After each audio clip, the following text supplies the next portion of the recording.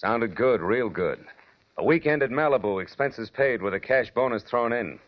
But that was before I knew about the henchman, the redhead, and the corpse. These three and a white Panama hat ruined it all for me. From the pen of Raymond Chandler, outstanding author of crime fiction, comes his most famous character as CBS presents The Adventures of Philip Marlowe.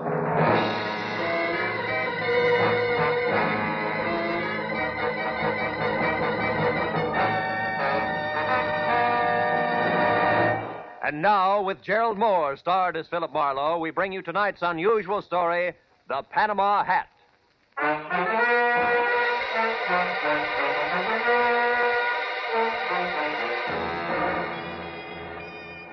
I was sitting in my office bombing the ashtray on my desk with paper clips, wondering what kind of a job a private detective gets when clients stop calling completely. I was seesawing between the picture of me as a well-starched huckster and the more comfortable portrait of Marlowe, author in English tweeds, man of distinction, and the telephone brought me to a rude awakening. Marlowe speaking. My name is Isabel Gordon, Mr. Marlowe. I must see you at once. My husband Bruce is in terrible danger. Could you possibly meet me in an hour at the Pelican Inn? It's a small roadside place on the way to Malibu. I'll explain everything then. Pelican Inn, 1 hour, Mrs. Gordon.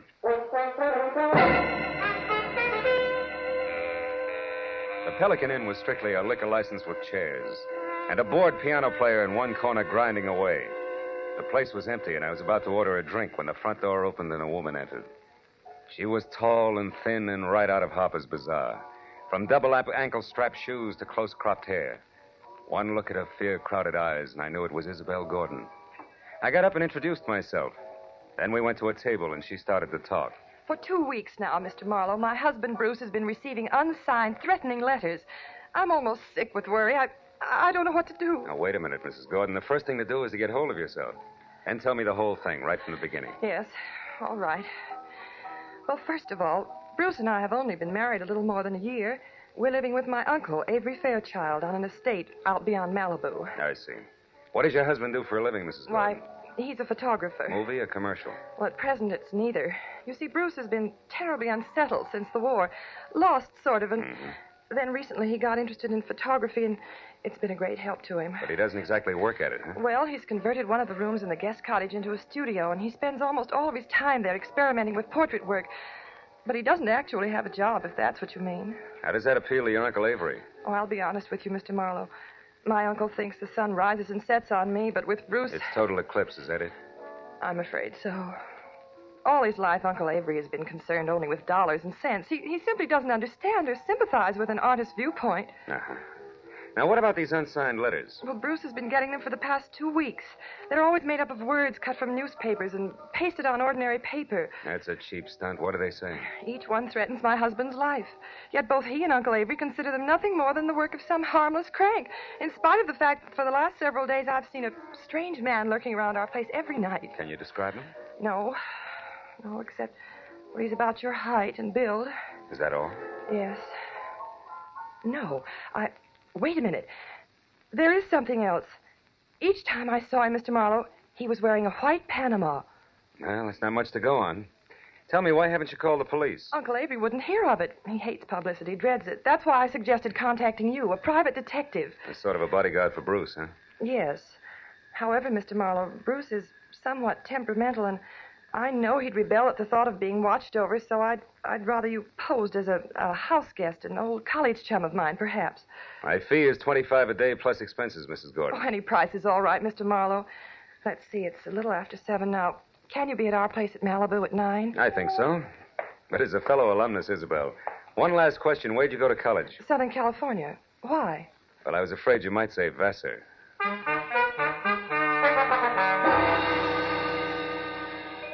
After Isabel left, I remembered that I was already on my expense account. So I had a tasteless, cold, hot blue plate special and a burned cup of coffee.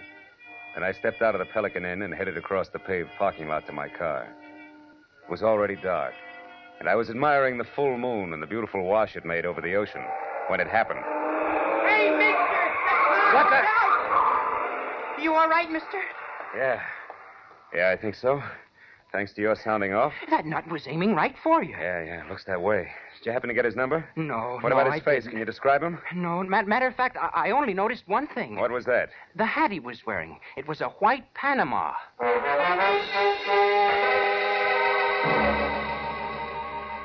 I tried to be broad-minded, but there was no other way to look at it.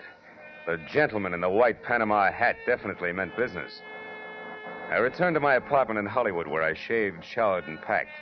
And then I headed for Malibu. At 8:45, I was inside the grounds of the Fairchild estate. Another mile, and I was at the front door. When I entered, Isabel greeted me like I was a keg of brandy around a St. Bernard's neck.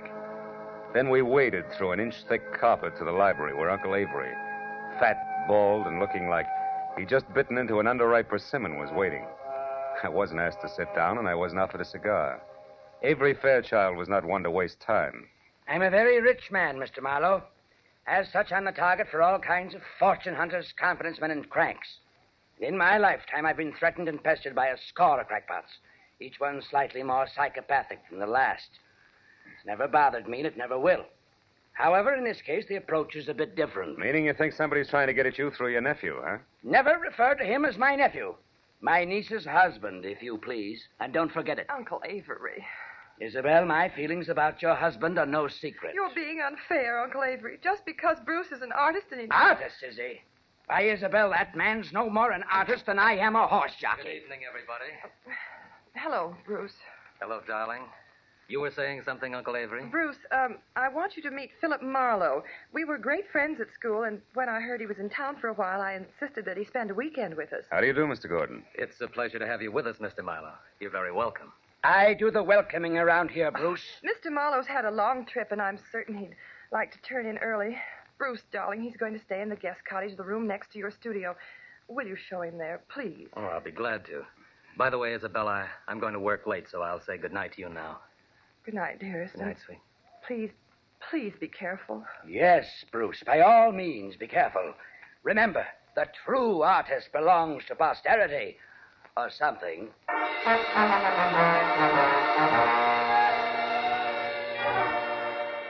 The guest cottage was only a landscaped hop, skip, and a jump from the museum that Uncle Avery called home.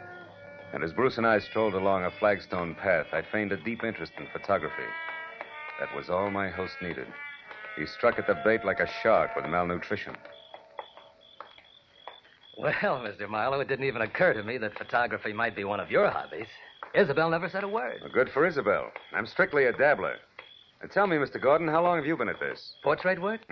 Oh, about 6 months. You see, I divide my time between my studio here and a school I attend in Hollywood. That way I capture both the theory and practical experience at the same time. Oh. Well, here we are.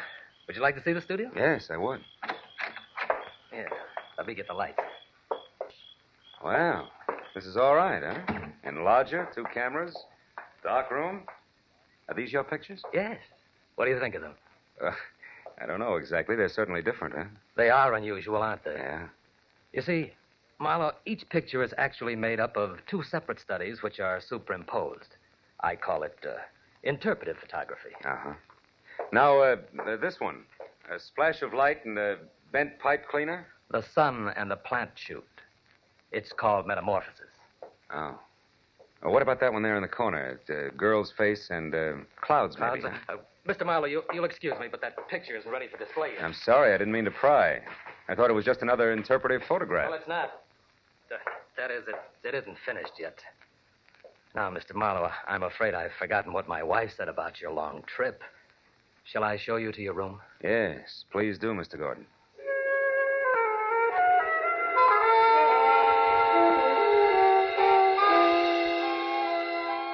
My room on the other side of the guest cottage was wider than Hollywood Boulevard.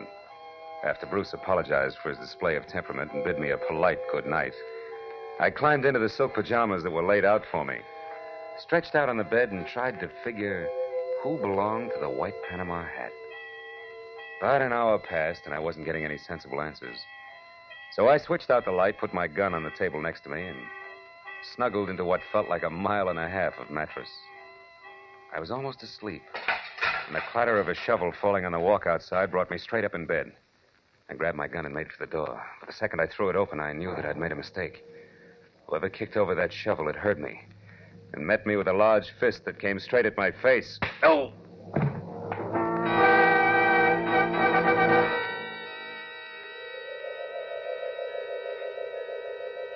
As I came back into the world, I was embarrassed to find myself alone and flat on my back.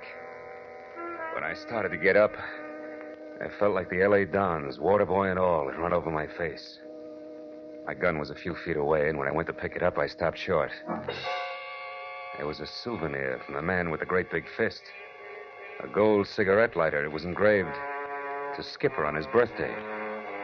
Putting it in my pocket, I picked up my gun and made for Bruce's studio. He wasn't there. I threw on some clothes and went back to the house and found Isabel in the living room.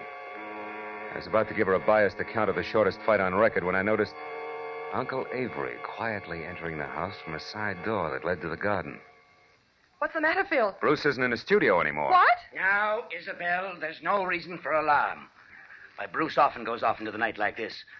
Calls it a search for beauty or some such rot. And what was it you were after just now outside, Mr. Fairchild?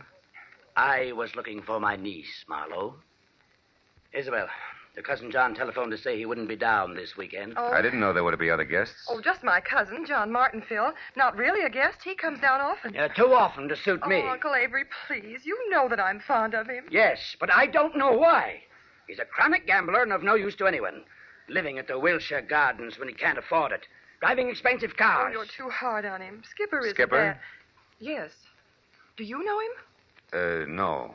No, I don't. Well, you're not missing anything, believe me. Oh, I do believe you, Mr. Fairchild. I believe your every word. What? Good night, all. I left the house and headed straight for my car with the Wilshire Gardens in Hollywood in mind. It was just a chance that John Skipper Martin might own a white Panama hat. When I got to the prodigal cousin's bungalow, it was dark inside. So I pressed one hand close to my gun and the other against the doorbell. But there was no answer. A side window was open, and I started toward it when a nasty voice greeted me from the shadow of a palm tree. Good evening. Lovely night, isn't it? I hadn't noticed. I've been busy. I know. We've been waiting for you for a long time. We? Uh-huh. Me and my nice shiny revolver here. 38. Oh, I see. Well, you make a handsome couple, and I hope you're both very happy together now. What do you want? I don't want anything. I'm here to give you something. Advice. Look, brother, I've already told you I'm busy, so if this is a heist, let's get it over with, fast. You know, I think you're confused. I'm holding the gun, Mr. Martin. Martin? John Skipper Martin. Surprised that I know your name? Why, yes. Yes, I am. I don't recall having had the pleasure. You haven't. People never forget me, Mr. Martin. My tag is Brock. Does that mean anything? No, what do? Sing, dance, tell jokes? Yeah, that's it. The last one. I tell jokes. I can't wait. You won't have to, Mr. Martin. I'm going to tell you one right now. It goes like this. Once upon a time, a young punk borrowed $10,000 from a generous gambler on his promise to pay the money back within a week. But the young punk never came across. So the gambler told a nice fellow named Brock to call on the young punk and tell him that he had 48 hours in which to get the money together. And that if he didn't, he'd never see the 49th hour. What's the matter, Mr. Martin? Don't you like jokes?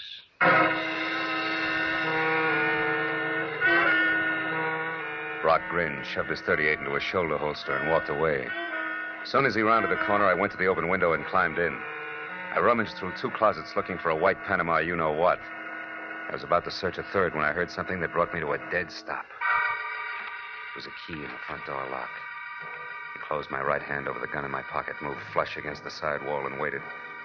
But the moment the door swung open, the telephone rang.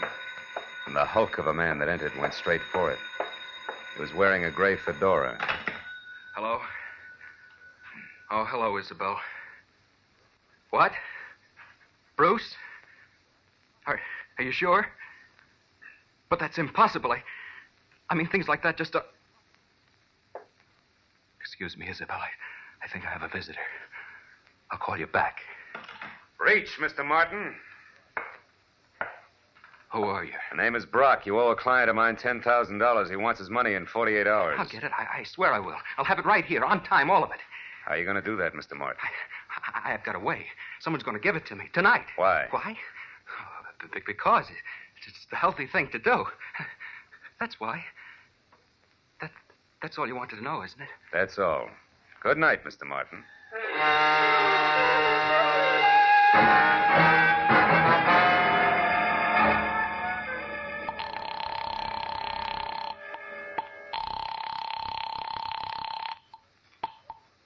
Hello? Mrs. Marlowe, Isabel. I'm calling from a drugstore in Hollywood. Has Bruce returned yet? No, and he won't. He's been kidnapped. What's that? And whoever did it wants $50,000 before morning, or we'll never see Bruce alive again.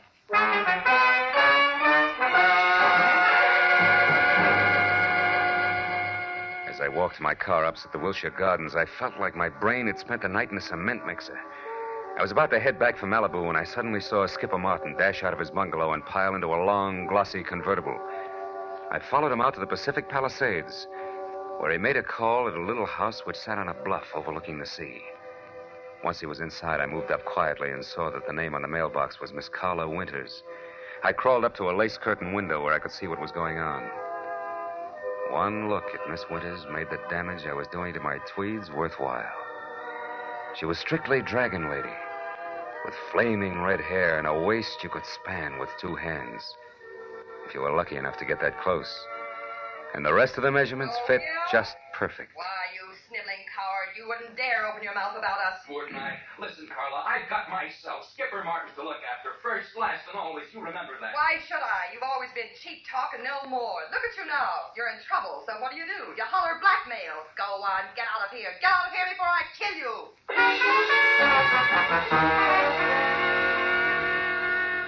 When Skipper slammed the front door, stomped to his car, and roared off, I couldn't figure any reason, legitimate reason, that is, for calling on Carla Winters.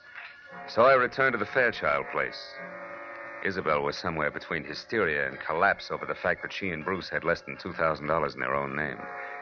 Uncle Avery, of course, was more than reluctant to pay the ransom demanded for the return of a man he'd rather not have returned. But his niece won out. All right, Isabel, I'll give you the money. But understand, I'm doing this for you, not for that no good... Yes, Uncle Avery, I understand. But can you get that much cash at this hour? The banks are... Who said anything about banks? You know I don't like them. Money will be in your hands in 30 minutes. In the meantime, tell Mr. Marlowe here what arrangements you've made with your husband's abductors. 1 minute, Mr. Fairchild. What about the police? The police have already been notified, Mr. Marlowe. They've agreed not to interfere until tomorrow morning. By that time, I suppose we'll have Bruce returned to us. To us, Uncle Avery? As a mere slip of the tongue, Isabel. I'm only paying for his return. You take over from there. I don't want him.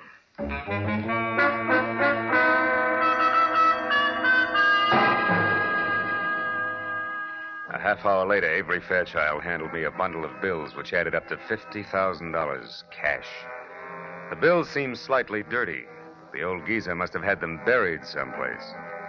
For a moment, I couldn't help thinking, boy, to get at this place with a shovel sometime. But then I got back to the more pressing matters at hand. I wrapped up the money in a shoebox and I drove north along the Pacific Coast Highway. I covered the 60 miles to the rendezvous, which was a junkyard near Ventura, in about as many minutes. Then, according to instructions, I slowed down to 10 miles an hour. I blinked my lights twice, tossed out the shoebox.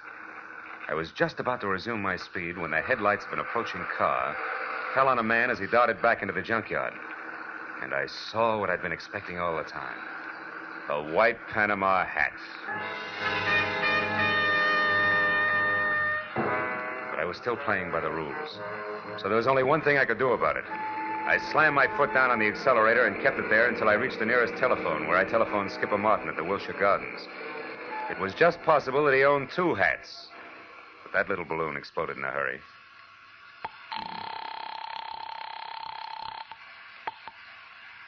Hello? Mr. Martin? Yes. Who is this? This is Brock, remember me? Oh, yes, of course. I've been hoping you'd call. You mean you got the money right now? Well, no, not this minute, but I will have it in a couple of hours. You're sure, Mr. Martin? I'm positive, Brock.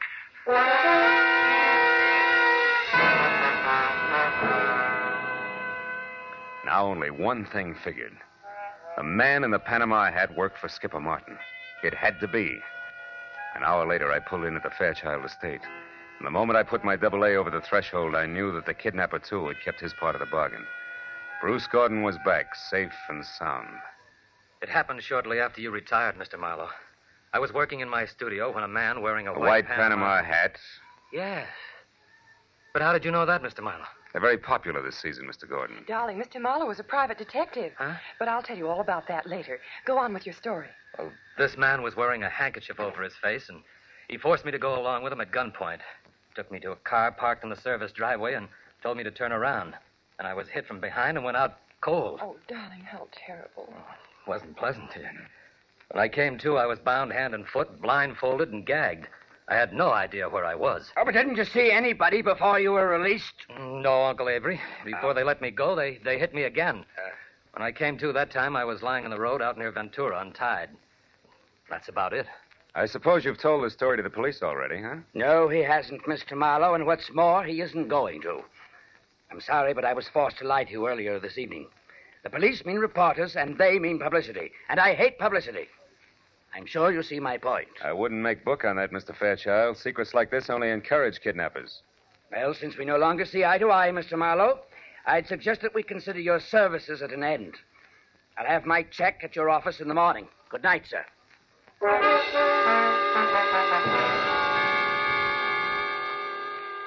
Avery Fairchild wasn't the kind of a man you argued with.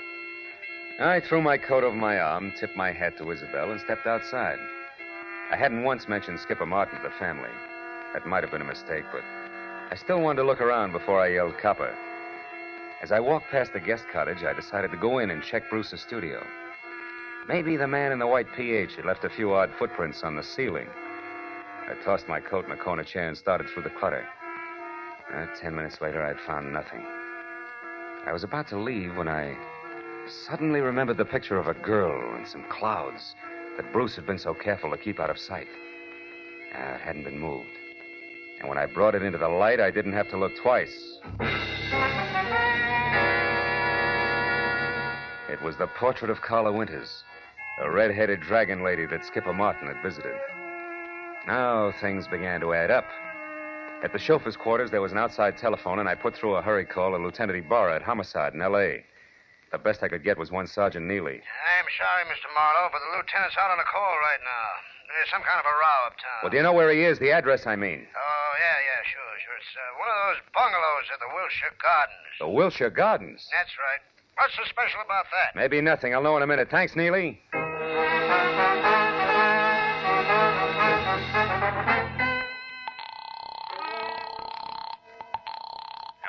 This is Marlowe, Ibarra. What brings you to Skipper Martin's at this late hour? Well, it seems as though some person or persons unknown fired a gun several times a little more than an hour ago. 4 shots, to be exact. Well, you think Skipper Martin fired them? No, Marlowe, I'm sure Martin didn't fire them. You see, he stopped them, personally.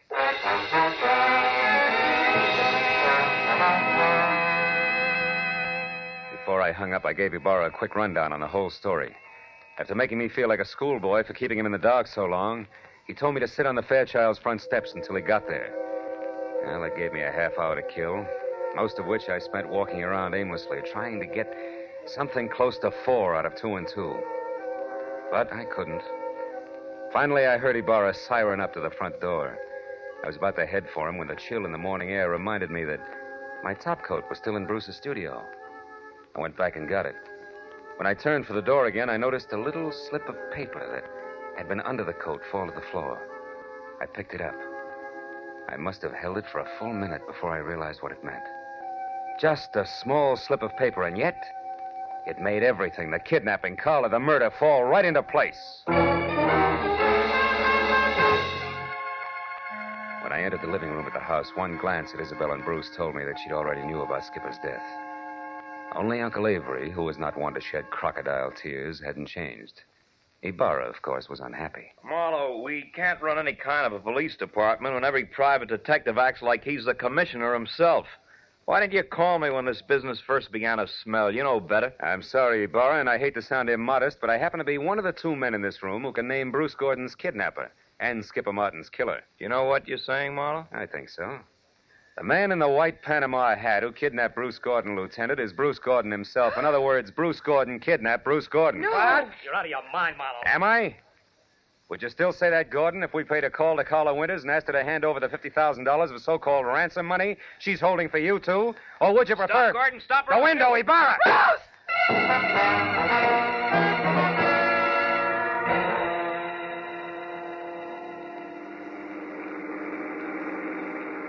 Then, in other words, Marlowe, Bruce, who eventually planned to divorce Isabel and marry Carla Winters, wanted to have a little stake, like $50,000 around first. That's right, Ibarra. But Skipper Martin knew about Bruce and Carla's plans to marry later, and he tried to blackmail them to pay off his gambling debts. That's why he came to Bruce's cottage on the sly. However, he got there just in time to see Bruce leave of his own free will, and therefore knew later that he couldn't have been kidnapped. Which gave him two holds over Bruce. That's right. But he made a mistake when he went to Carla's house and got too demanding, because she told Bruce about it, and before he released himself, he took care of Skipper, with 4 gunshots to be exact. Charming people, aren't they, Ibarra? Lovely. Sometimes I think I should shoot higher and save the state a lot of money. And he almost got away with it. By the way, Marlowe, how do you know? That Bruce was the man in the white Panama hat? I was pretty certain, but I got my proof accidentally. Promise not to repeat this, Ibarra? Yeah? Well, I practically fell over a little slip of paper in his studio. It was a receipt from a department store, and it was made out to Bruce Gordon. For 1 Panama hat? Uh-huh. Nothing else but.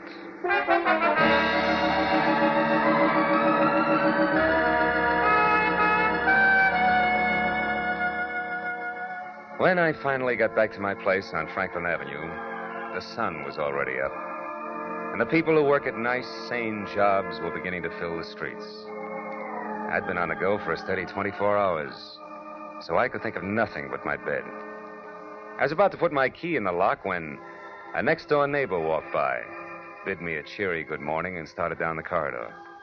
Now, that alone wouldn't have disturbed my sleep, but why did he have to be wearing a white Panama hat?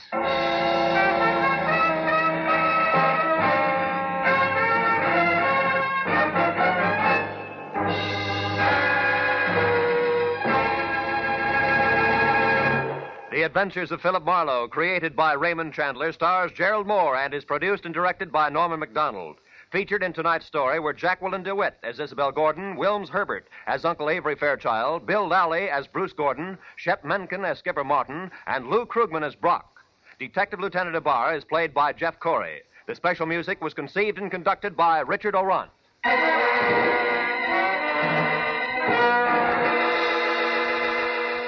Be sure to be with us again next week at this same time when Philip Marlowe says... When her will was read, everybody figured she'd been crazy when she wrote it, and that included me. But I changed my mind after spending the night on an island with a pig, a cat, and an ape. Because in reality, they were people.